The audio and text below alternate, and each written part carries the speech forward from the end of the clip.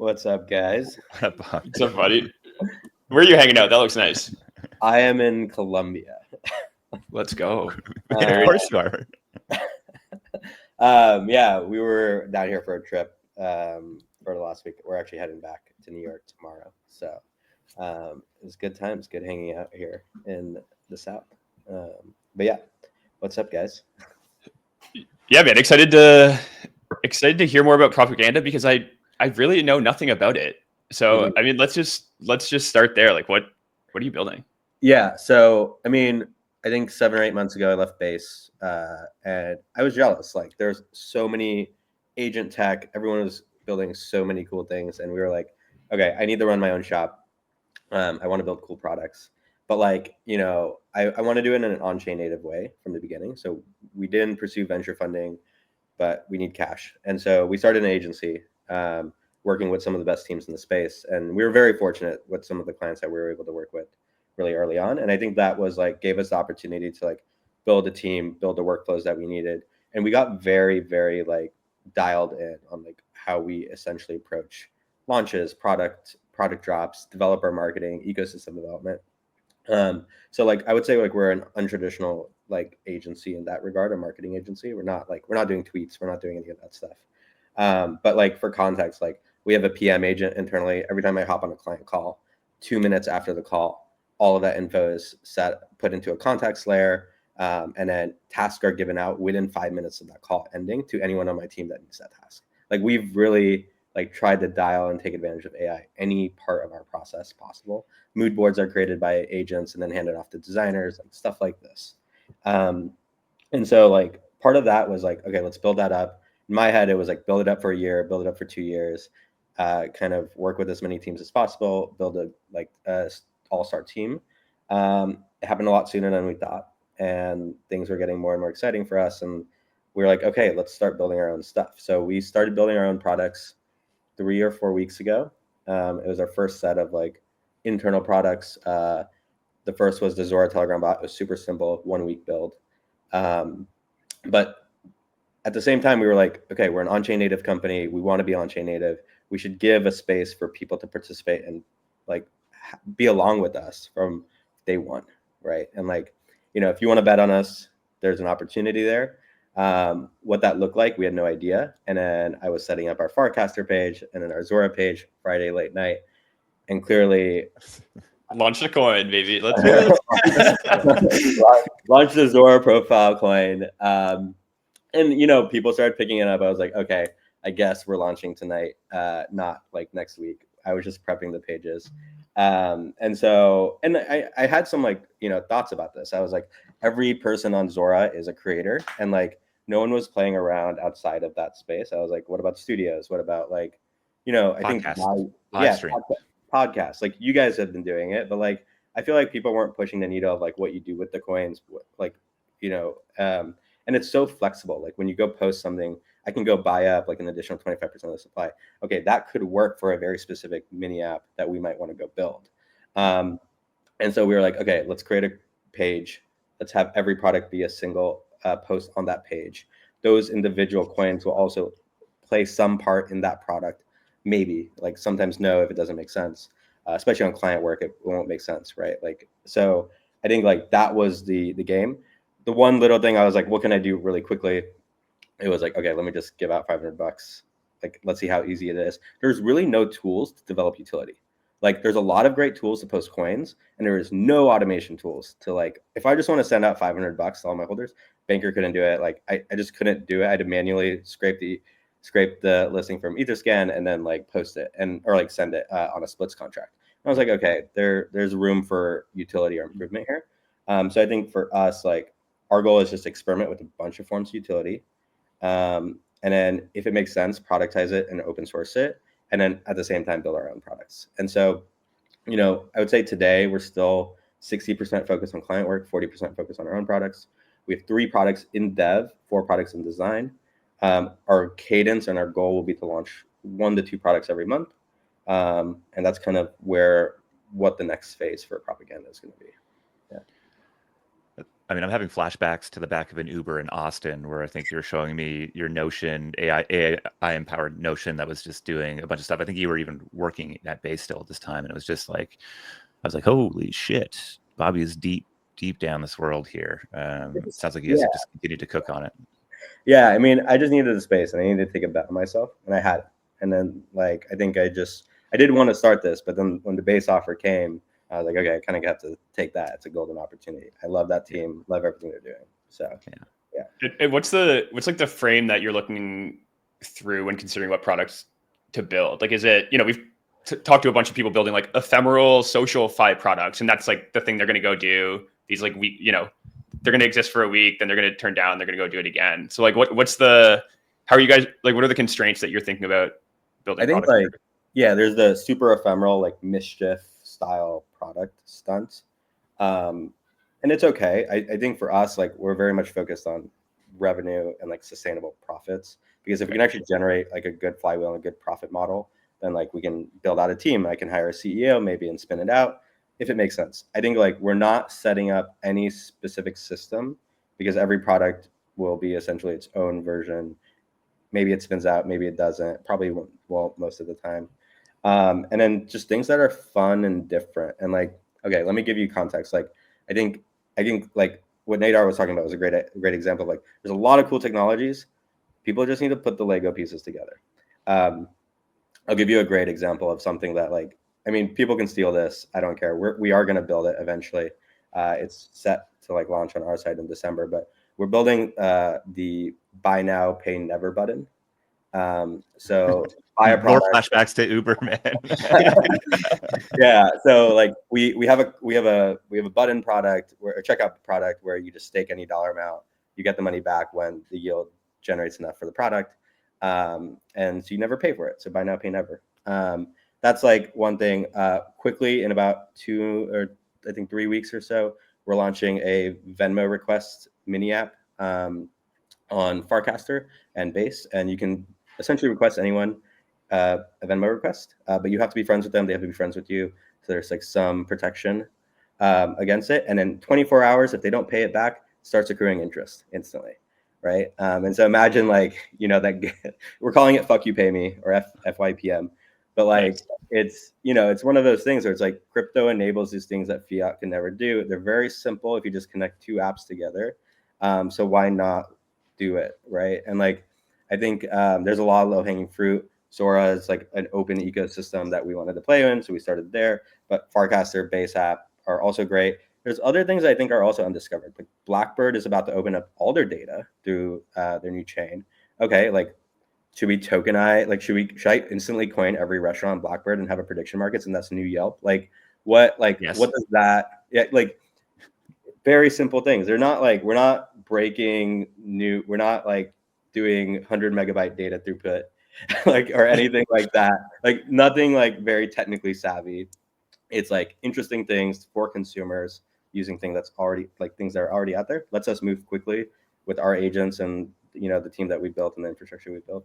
It's been allowing us to move really, really quick. Yeah. So I think that the model that you're using on Zora is actually something I think Josh, I've been DMing about quite a bit. Like, I think the Zora innovation here is sort of like the multiple linked markets with a native quote pair token. And I think we just always see mechanisms that work copied or brought into new contexts. And I think this idea of like a product studio, or I think I talk about it usually in the context of Believe. Believe's using had been using a very pump fund style, market initiation, and then which was, I think, serves speculators pretty well, but maybe developers less well in its original form.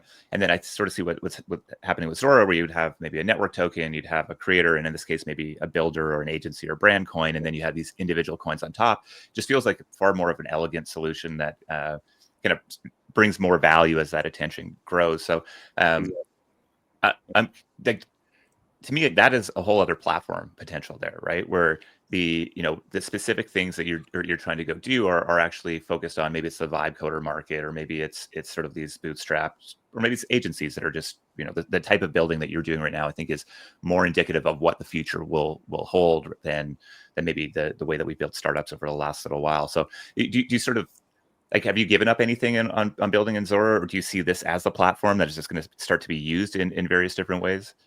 I mean, I don't know. I think it's always up for debate. It has restrictions for sure. Like I think one thing that people notice is our team created an account called Figment, which was separate. That was called out. Totally fair. We're not using it. If you haven't sold the coins for it, I mean, do what you want, but we're not using it. And it was like us trying to figure out how to use Zora's platform accurately for that specific product.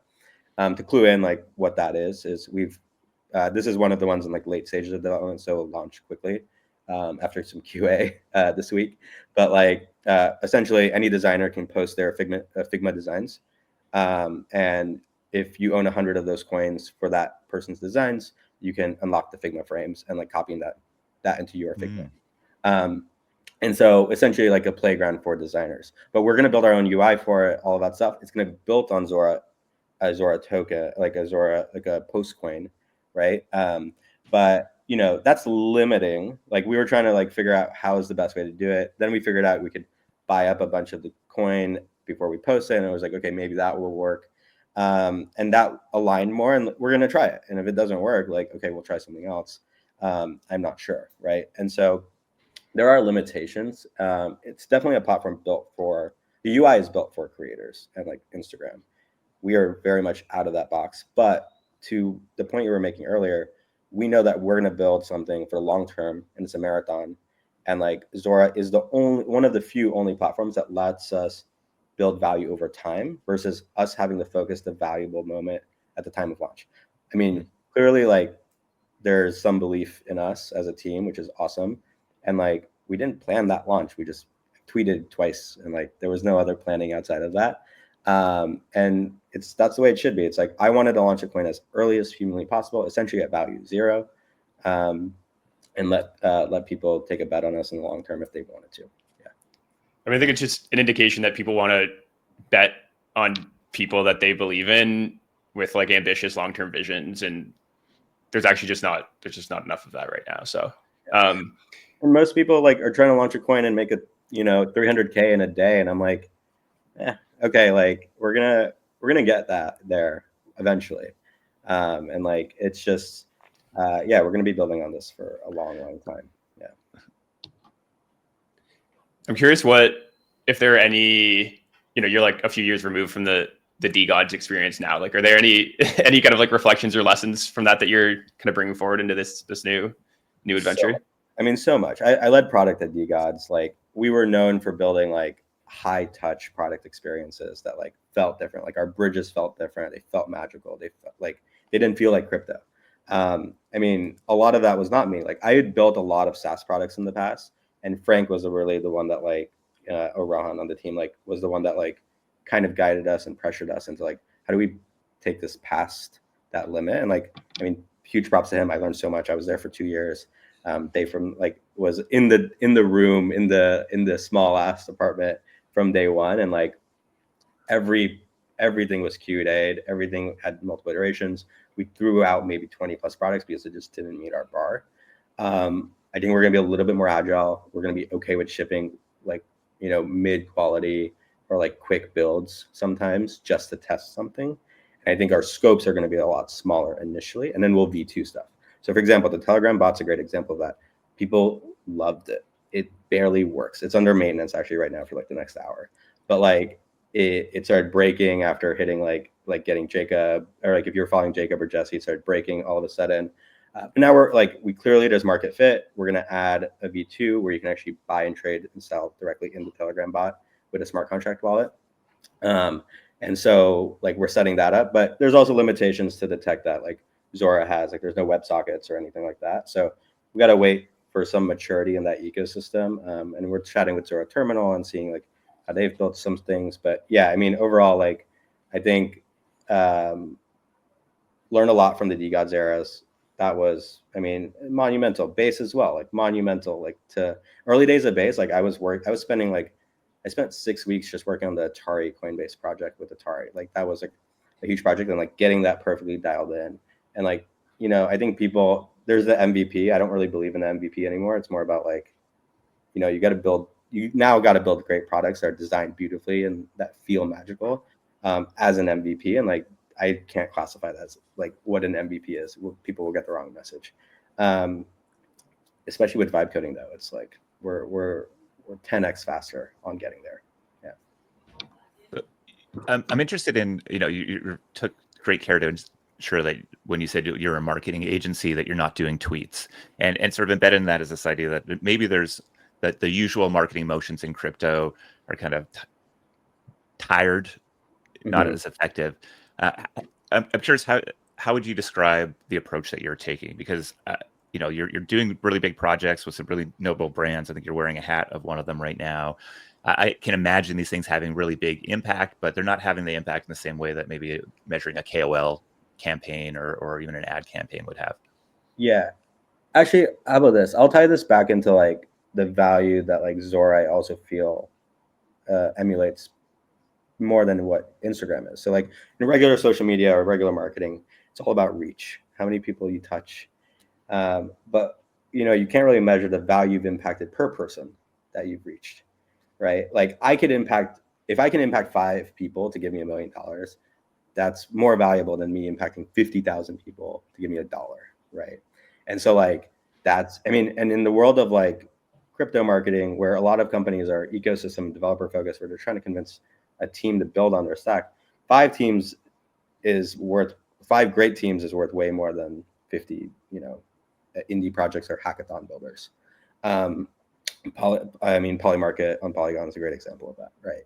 And so I think for us, like we really first we hone in on like who's the ideal persona, who's the perfect projects, how do we like create propaganda to get projects out there, and like get those specific people interested in exactly what we're doing. So when we did these hats, for context for anyone that doesn't know, these are yield bearing hats. So every Friday you get push notification at a random time, and you have 10 minutes to tap your hat and claim yield from it.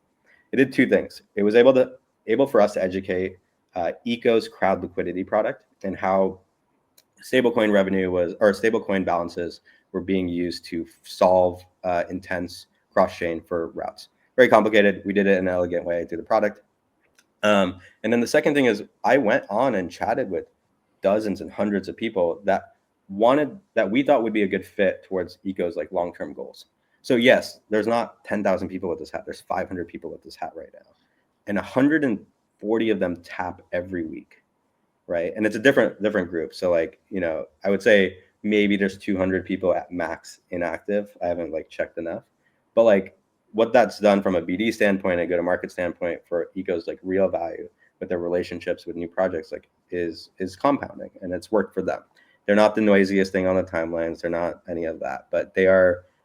They went from when we started this project, they were doing about 200K in volume a day on their portal product. Currently, they do about 15 million a day in volume on their portal product, and like, you know, that's through integrations, through partnerships, through just brand awareness, and like it has worked for that audience. But outside of that, like for us, it's like how do we get the right people working on it with the right education, the right materials, through the right creativity, right? So we do creative marketing, we do developer marketing, we do product marketing. We don't do social media, we don't do any of that stuff. We'll work with other agencies, we don't do events, we don't do any of that stuff. I think for us, it's like very easy to track KPIs with us and see the value that we create. And it's good for our own sake. Like we will go build test mini apps for brands. And so I'll tease one last product so that, but this is for a client. We're working with an FHE provider, and if you don't know, they allow you to essentially anonymize on-chain data. We're going to build a mini app on Farcaster where you can see the net worth of all your friends. I don't know why no one's done that yet. It's very easy to backtrack the data and find the net worth of all your friends and order them. So you can see how rich you are amongst your friends. And then, but what we'll tie in as an FHE provider to then, you know, if you want to go anonymize your data, one click anonymized, you're good to go. You're not long on to do your work. And so, and we can still rank you, but we can't tell you how much you have, right? Like we can do stuff like that. And so I think like there's all these interesting technologies, and they could be shown in this interesting ways, and like the demos could be really like impactful and like drive a lot of brand awareness if like stemmed from the right creativity. Amazing, man. Well, we'll let you get back to Columbia and building cool shit. I just get this very strong Willy Wonka vibe from you, and which is a huge compliment in my world. I love that movie. And it's I mean, I think I've had the chance to talk with you a bunch about this stuff for the last little while, and brother, I'm just so excited to see you out here doing it. You got crazy creative energy, and managed to bring an incredible team together. I know the amount of time that you have spent on really recruiting and dialing that in. So pretty obvious place to go do something cool with if you are building a product or have a strong marketing need to stand out to a specific group of people in a new way. I think that the multiplier effect of these sort of things compounds over time as well, where I think so much of the other fluff stuff is ultimately detrimental to the ongoing brands that are using it. So keep it on in. Appreciate it. Well, we're going to try our best, and we're hiring. So, and if you want to break the internet with us, hit me up in the DMs. I've been interviewing people every day. On the grind. Cool. All right, Bobby. Be well, man. Peace, dude.